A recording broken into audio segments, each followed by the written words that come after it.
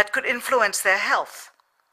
The electrons can penetrate through various materials, including spacesuits, and can pass through, in fact, the walls of the space station, and can create high charges deep inside of these objects.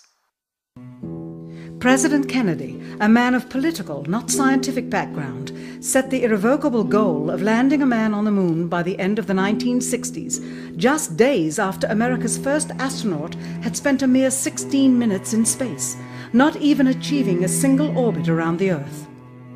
We choose to go to the moon in this decade and do the other things, not because they are easy, but because they are hard.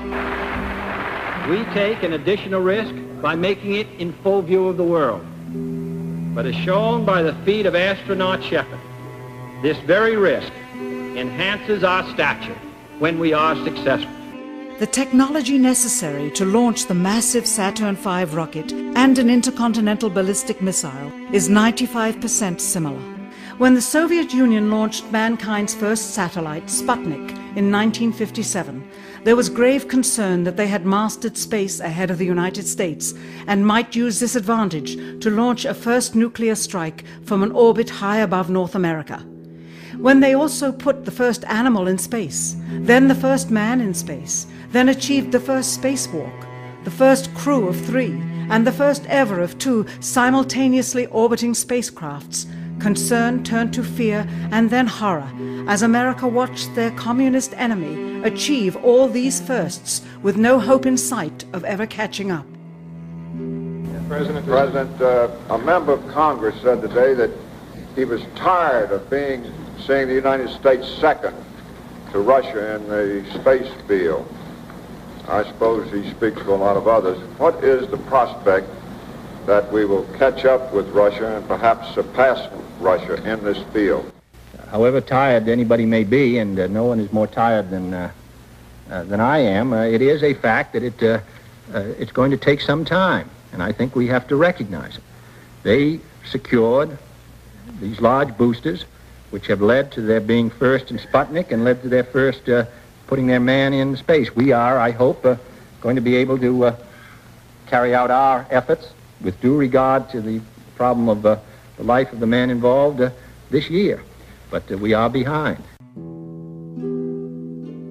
If it was impossible to better the Soviets in the space race, which was really a race of technological armaments, what could be done?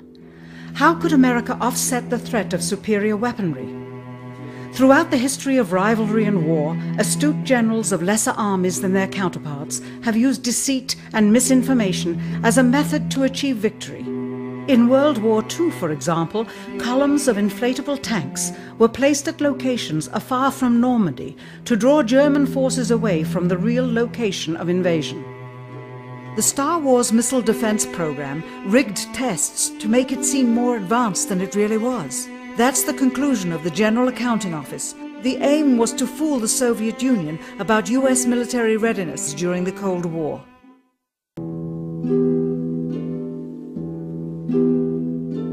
Certainly, it was not possible to fool just the Soviets about US strategic capability in the 1960s, while somehow informing 200 million Americans of the truth secretly. In order for them to believe the United States had the capability to go to the moon, everyone would have to believe it. Furthermore, the pride of a nation was at stake, and the goal of a martyr, not to mention the growing unrest domestically of a government throwing tens of thousands of lives away in a foreign war riddled with contradiction and ambiguity. In addition, the Apollo program had already spent billions of dollars. If it failed to achieve its goal with such an investment, it would indeed be a large and bitter pill for the taxpayers to swallow. The cost of the program, whose sole goal was to be the first to plant a flag on the lifeless rock just outside the Earth, if adjusted for inflation to the 21st century, was $135 billion. With a profit margin of just 7%, this would be equal to over $9 billion profit going to the privileged contractors chosen by their friends at NASA. If the machinery was in fact only achieving Earth orbit, as other earlier missions had already done, then the completion and functionality of the other components would not have been as important, and even more profit would have been made. $135 billion could feed 2 million people for their entire lives. It could also buy 2 million two-bedroom houses. Yet how could such an undertaking be kept sacred, and for such a long time? To the latter, one needs only to remember that an unsolved riddle 6 years older, the assassination of President Kennedy, still daunts the minds of the vast majority of Americans. As a parent of a conspiracy, as his assassin being assassinated himself, the truth of the matter has still escaped history. In keeping a secret of the magnitude of the Apollo missions being fraudulently created, one turns to the Manhattan Project for comparison. Surreptitiously building the first nuclear bomb during the early to mid-1940s involved 129,500 people over a 3-year period. Yet the secret did not get out.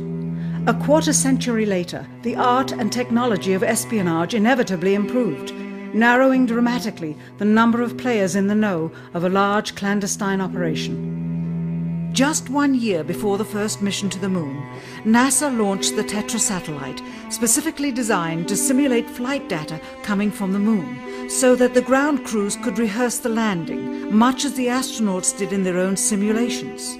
Had it not supposedly fallen back to Earth, all that would have been needed during the actual flight would be a repeat of one of these computer programs, with a few original variations, transmitted to the satellite for rebroadcast to Houston. Scores of computers and their deceived operators on the ground would then receive prearranged information, including the alleged location, altitude and fuel consumption of the spacecraft, as if it were descending to the moon's surface. If the Soviets tried to find the actual location of an Apollo crew in the hundreds of thousands of miles surrounding the Earth and the Moon, it would be tantamount to trying to find a rowboat in the Atlantic Ocean. The fact that the Apollo program was so departmentalized, with various construction and test sites around the country, meant that only a few people saw the whole picture. And for the first time ever, there was no independent press coverage of such an historical event. Whatever pictures and sound were distributed to the public were strictly controlled and previewed by the federal government. They were then disseminated unchecked until this hour. For who would realize that the unthinkable was not only possible, but absolutely true?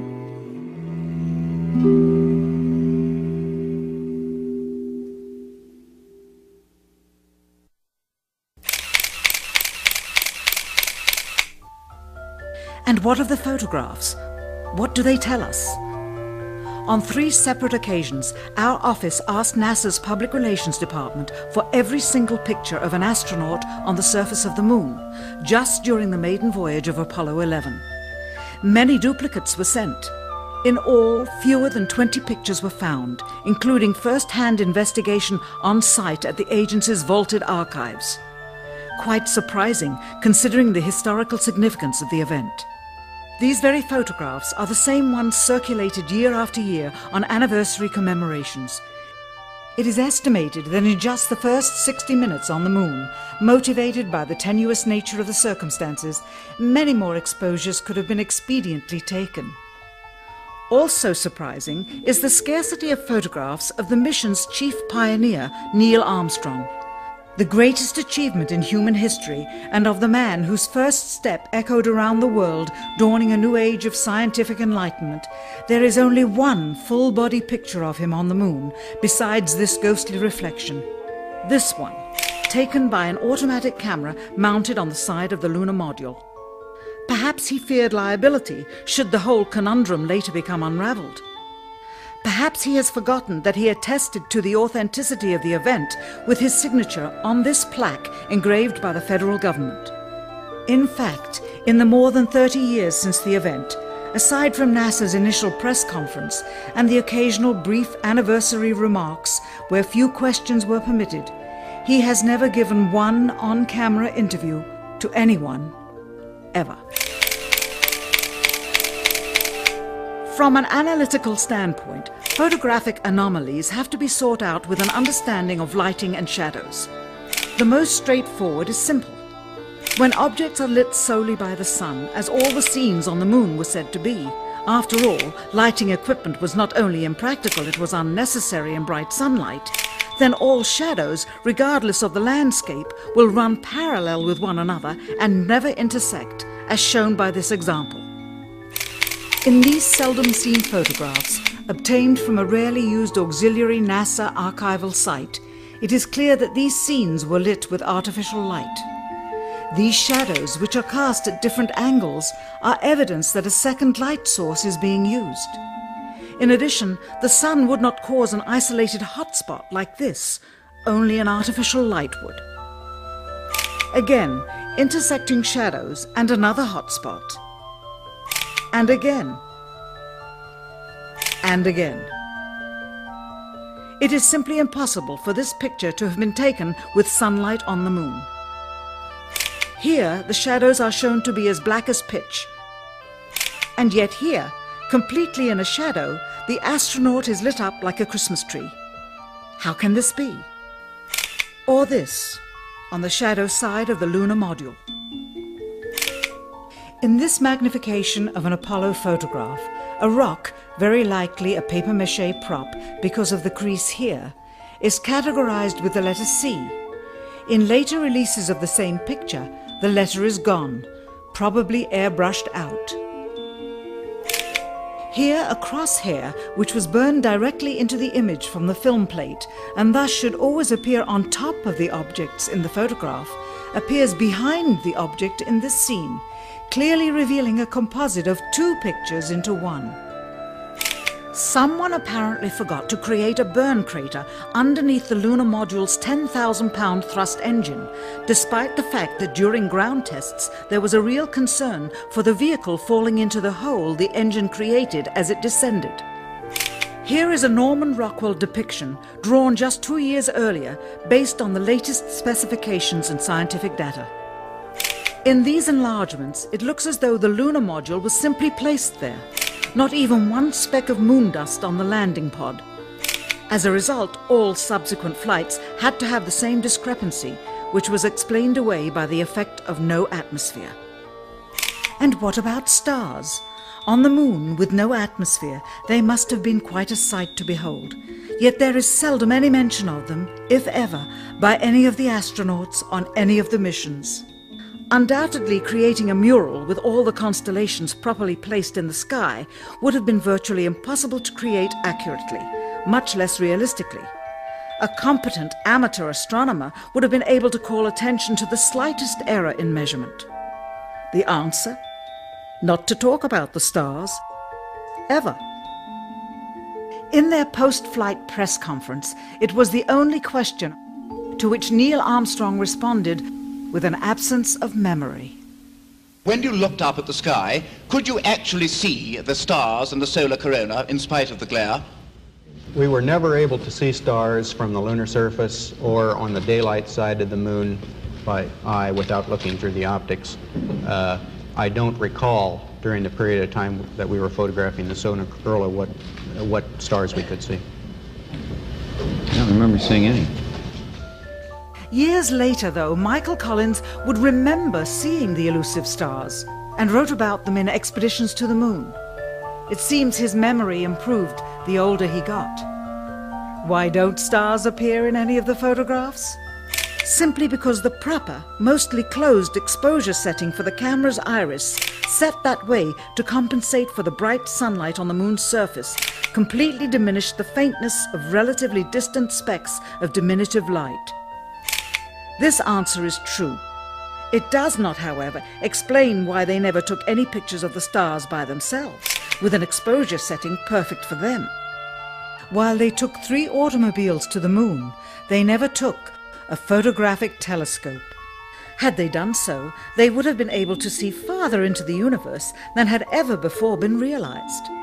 If they had taken a telescope and were not actually on the moon, they would have had to concoct undiscovered galaxies that might one day prove to be non-existent. The cost of the 3 moon rovers in 21st century currency? Nearly $60 million each, though they had fewer parts than a Jeep. Where was all this money going? Then there's the flag, blowing in the wind, at least twice, on the atmosphereless moon.